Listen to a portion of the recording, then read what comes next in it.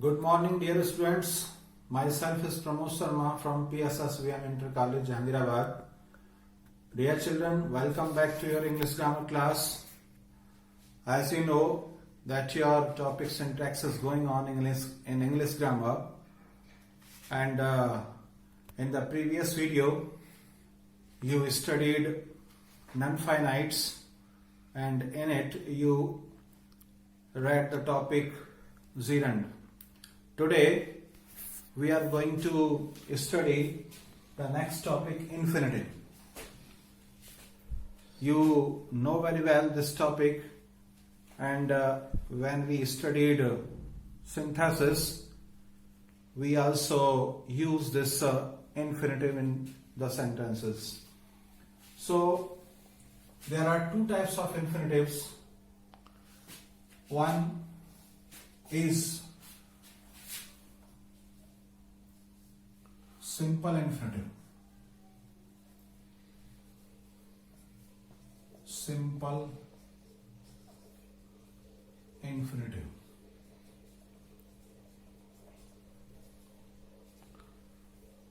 And the second one is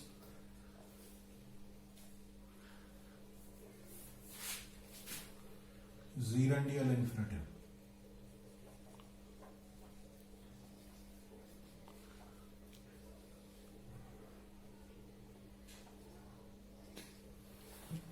तो what is simple infinitive? Simple infinitive कह सकते हैं हम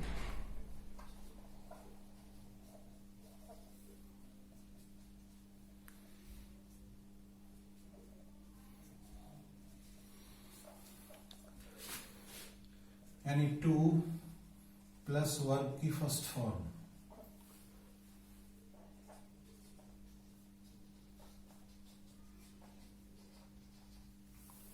जैसे to work, to do, to sing, etc. और ये काम क्या करती है? ये सिंपल इन्फिनेटिव नाउन का कार्य करती है.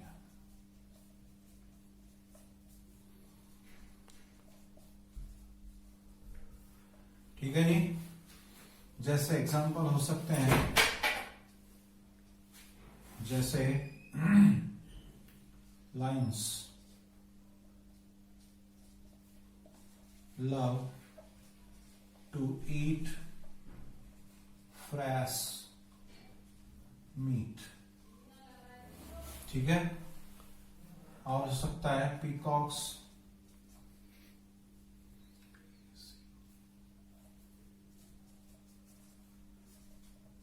Love to dance. तो इस तरीके के ये क्या हुआ हमारा? ये हुआ सिंपल इन्फिनेटिव. अब दूसरा आता है हमारा क्या? जेरियंडियल इन्फिनेटिव. ये आया हमारा जेरियंडियल इन्फिनेटिव. ठीक है जी. ये क्या होता है जी? ये है एडजेक्टिव तथा एडवर्ब का काम करता है. ठीक है. तथा नाउन को क्वालिफाई करता है.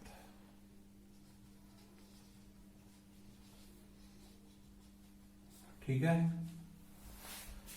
जैसे मॉडिफाई करना और क्वालिफाई करना. हाँ, नाउन को क्या करता है? क्वालिफाई करता है. एडजेक्टिव और एडवर्ब का कार्य करता है.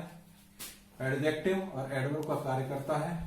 तथा नाउन को मॉडिफाई ही लिखें इसको, बल्कि क्वालिफाई ना लिखें, क्योंकि अभी क्वालिफाई और मॉडिफाई में डिफरेंस करेंगे. ठीक है. जैसे अभी हमने सेंटेंस था हमारा, हो सकता है as fruits are good to eat। ठीक है, तो अब ये क्या है हमारा, ये हमारा जीरेंडियल इन्फिनेटिव। ठीक है जी, इस तरह से दो प्रकार के इन्फिनेटिव हुए, सिंपल इन्फिनेटिव और जीरेंडियल इन्फिनेटिव। दोनों का यूज हम अलग अलग तरीके से करते हैं, अलग अलग कंडीशंस में करते हैं। इसके लिए जब इन्फिनेटिव वर्ब का कार्य करती है, जब इन्फिनेटिव वर्ब को मॉडिफाई करता है, इसके लिए देखें, जब इन्फिनेटिव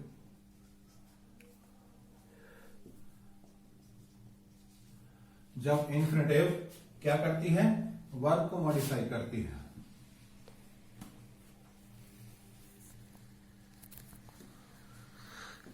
मॉडिफाई करती है तब यह कार्य करने का उद्देश्य प्रकट करती है। तब यह कार्य करने का क्या पर्पस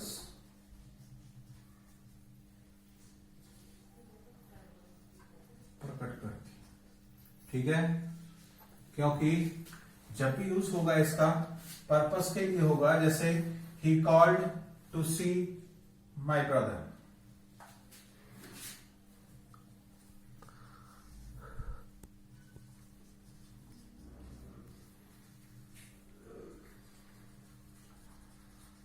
ठीक है जी, इस तरीके से क्या हुआ, पर्पस क्या हुआ, सी देखना ब्रदर से, तो यहां क्या हुआ, इन्फिनेटिव जीरेंडियल हो गया। ठीक है जी, अब हम दो चीज में कंफ्यूज होते हैं कभी कभी, एक चीज होती है क्वालिफाई, एक चीज होती है मॉडिफाई।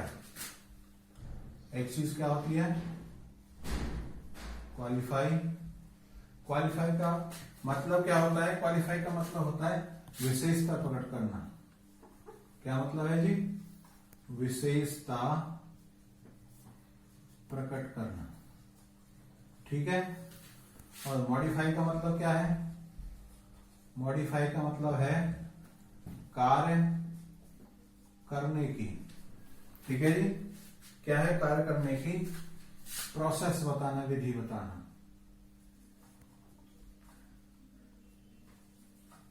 विधि प्रकट करना।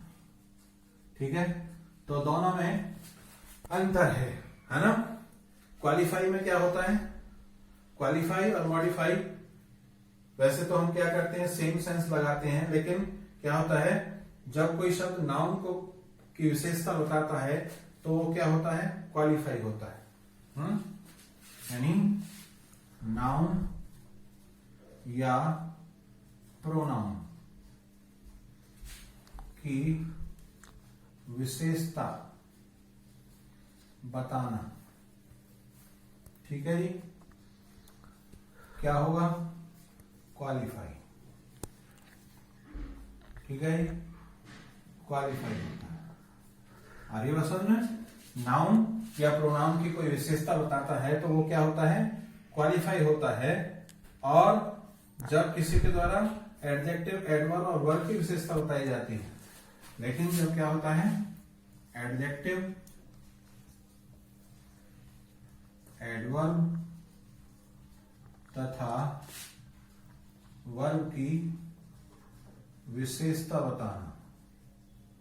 ठीक है, ये क्या होता है, ये होता है मॉडिफाई।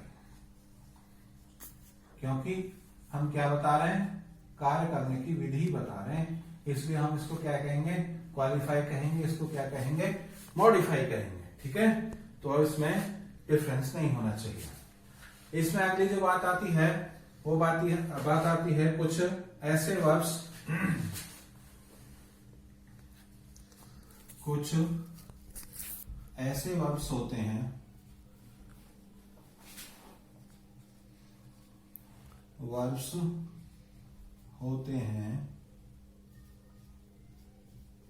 जिनमें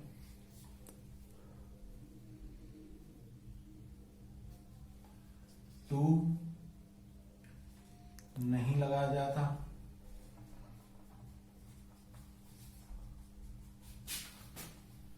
या टू छिपा रहता है। ठीक है जी, इनको क्या कहते हैं? इन्हें इन्फिनिटिव, इनको कहते हैं, इन्हें बेयर इन्फिनिटिव्स, इन्फिनिटिव्स या इन्फिनिटिव विदाउट टू कहते हैं। अरे और समझना, यानी कहने का मतलब इनके साथ टू का यूज नहीं होता। जैसे ये हो सकते हैं हमारे क्या, बिड है, सी है, मेक है, नीड है। ठीक है जी, बिड हो गया, सी हो गया, मेक हो गया, नीड हो गया, और क्या हो सकता है? और हो सकता है हमारा हियर है, लेट है, और हो सकता है हियर और लेट। जैसे हम सेंटेंस लिखें, लेट हिम गो देयर। अब क्या, इसमें टू छिपा है गो के साथ, इसलिए यहां क्या है? गो इज इक्वल टू गो है। ठीक है ना, उसे वहां जाने दो, लेट हिम गो देयर। ठीक है, और भी हो सकते हैं एग्जांपल्स, जैसे आई सा हिम डू इट, सी के साथ, आई सा हिम डू इट, मैंने उसे यह करते हुए देखा। ऐसा मैंने देखा, हिम उसको, डू इट इसको करते हुए। तो अब यहां पर डू का मतलब क्या है? Do is equal to do. ठीक है, इसमें टू छिपा है। इस तरीके से इनको करते हैं। ठीक है जी, कुछ हमारे क्या होते हैं, कुछ स्पिल्ट इन्फिनिटिव्स होते हैं। क्या होते हैं जी? स्पिल्ट इन्फिनिटिव्स कहते हैं उसको। जरा देखें इसको ध्यान से। स्पिल्ट इन्फिनिटिव्स क्या करेंगे उसको? इसको जरा यहां से साफ कर लेते हैं।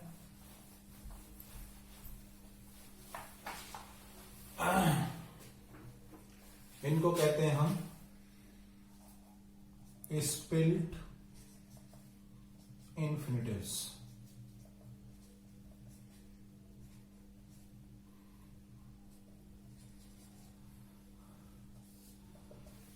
क्या होते हैं ये स्पिल्ट इन्फिनिटिव्स? ये टू प्लस वर्ब की फर्स्ट फॉर्म के बीच अन्य किसी की मॉडिफाइंग वर्ब का प्रयोग नहीं करते। यानी कहने का मतलब टू प्लस वर्ब की first form, to plus verb की फर्स्ट फॉर्म है ना जी, के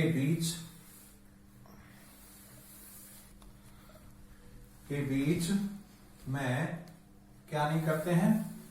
अन्य किसी मॉडिफाइंग वर्ड, अन्य किसी मॉडिफाइंग वर्ड का प्रयोग नहीं करते हैं। ठीक है जी, जैसे एग्जाम्पल हो सकता है इसमें, जैसे he hopes to thoroughly master the subject in a month. He hopes to thoroughly, he hopes to thoroughly, THOROUGH, thoroughly, and master the subject.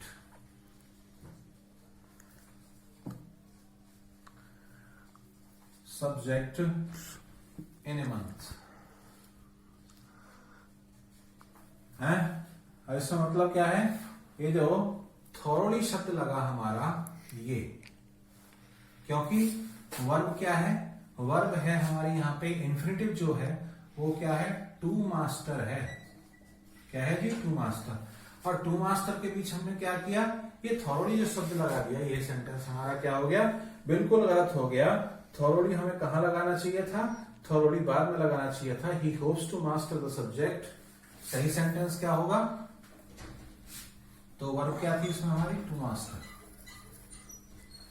सही सब्जेक्ट, सही सेंटेंस क्या होगा, he hopes to master.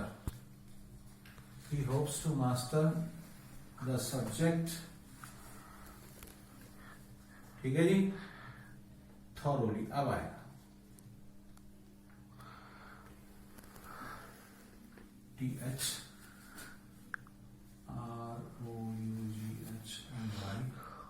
in a month। ठीक है जी, तो यही क्या है, यही इंपॉर्टेंट रूल्स हैं एक तरीके से आपके इन्फिनिटिव्स बनाने के।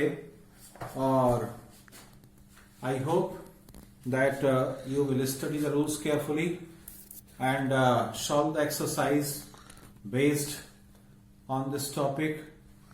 With this, thank you very much, have a good day.